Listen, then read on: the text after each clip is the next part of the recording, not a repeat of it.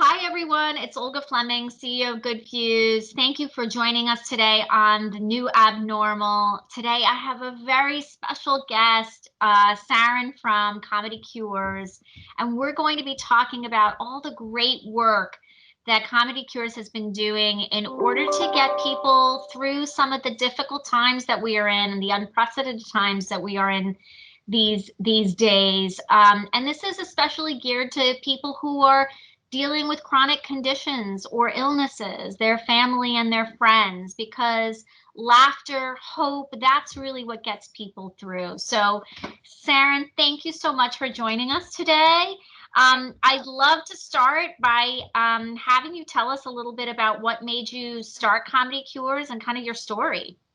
It's so funny because I was bald for 2.5 years from very, very serious cancer treatment.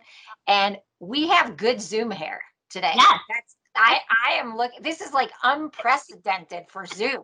Both of us. Usually it's all scraggly. I'm excited about this. The way a stage 4 cancer survivor who was bald would be about good Zoom hair. So thank you for having me. It's such an honor to get this opportunity to talk about ComedyCures. Now we've served over 1 million people worldwide. We've done over 1,800 programs. We did the first comedy event in the history of the United Nations. We did the first event at the World Health Organization in Geneva. And we've just partnered with over 1,000 different organizations, corporate Fortune 500 companies, and nonprofit organizations. So to be here is just such an honor to get to brag. I mean, I guess basically you're saying, Saranne, brag about what you do. Well, the first thing I have to say is that I'm a miracle, a medical miracle. I was diagnosed with very aggressive stage 4, eventually breast cancer that had metastasized. I fought for 2.5 years. That was after being misdiagnosed for 6 years. And, things worked out. It came together and my body fought. And here I am, cancer free, thank God. But it wasn't an easy time. I was a single mom going through a divorce in 1999, and I was thrown into the world of cancer treatment. And the first night they told me that I had cancer was actually a Friday. And they said, Saranne, our cancer team has gone home for the night. So could you come back on Monday? Wow. What do you do? I was at a major cancer hospital. So I did what any insanely scared person would do on a Friday night. I went to the video store. I'm dating myself. I went to Blockbuster and I got every stand-up comedy tape they had. I went home. This little 5-year-old turning 6-year-old was staring at me, ready to have a great night. And all I could do was just feed her and get her to bed. And when I collapsed on the floor crying, I saw the videotapes that I had gotten at Blockbuster. And I said, you know what?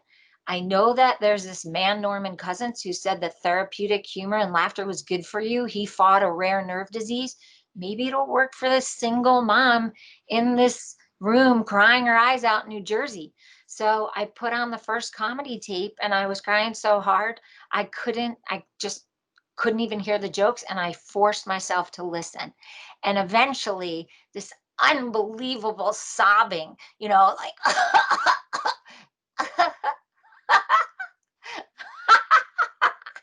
turned that quickly from tragedy to comedy. And I realized this guy, Norman Cousins, was onto something. When I am laughing, I'm not feeling my mortality. And when I'm laughing, I feel like me. I don't feel like somebody that has cancer. So it started in my room with some videotapes. I catapulted that into the chemo room and I invited everyone around me, the doctors, the nurses, the pharmaceutical reps, the phlebotomists, the patients, the caregivers, to experience my 6-hour chemo comedy party. And from there, it's turned into a bit of a laughter revolution. Amazing. I mean, I've been following you for several years now, and I just think that the joy, the hope that you bring is so needed and necessary, and something that you don't really see out there.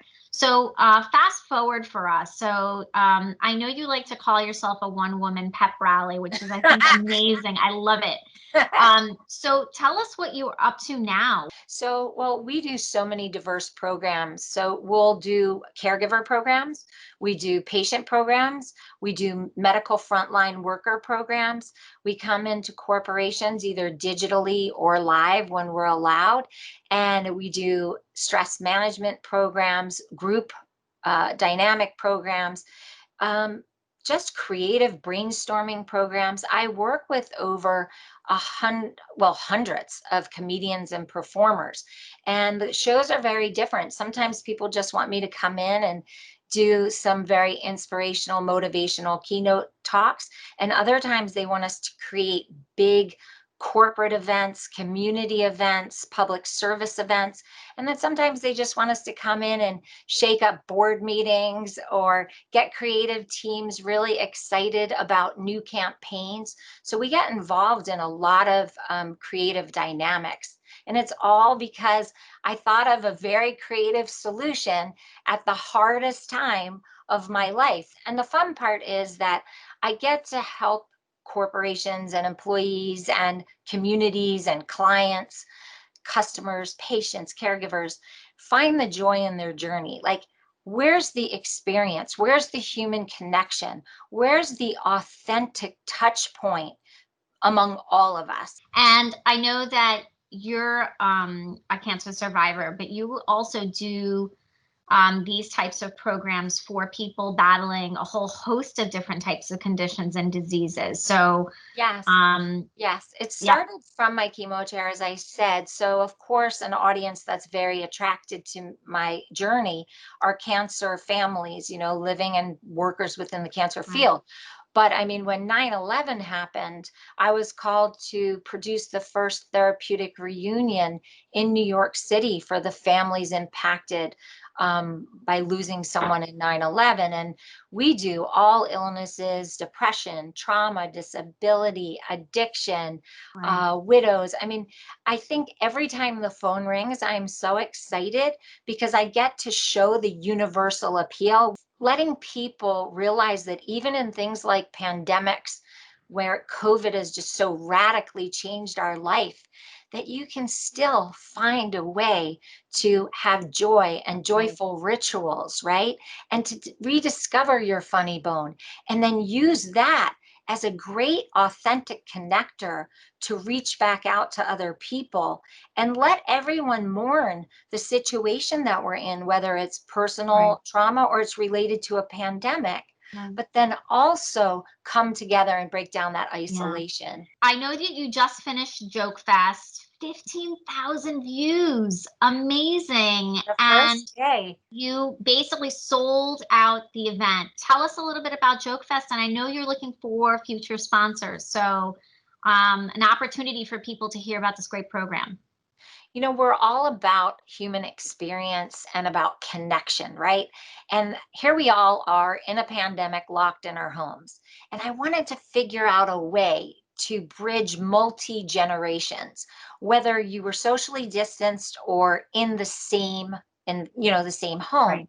So I borrowed a game that I used to play with my daughter as a little girl when we started the charity, the ComedyCures Foundation. And so it's a whole format where families get together, and it's played digitally now. And we play with real comedy families. So, two great comedy families and their kids are all playing. And there's 3 rounds. And so we are competing and playing against, in a very friendly way, the comedians. And it's all based on all the humor that we know, all the jokes we grew up with. And so little kids can play, teenagers can play, adults can play, grandparents can play. And what's so fun is we created an online chat version. So if you want to compete against everyone in the world, we had people from Switzerland, Wow. Canada, Israel, all across America, Greece. You could play with them real time online, and or you could just pick one special person in the universe and play personally with them. And we gave out prizes. And what was so amazing was after it was over, I had 56 pages Wow. of people who were chatting back and forth with us, just playing the game and telling us how this was the most exciting thing they've done in COVID.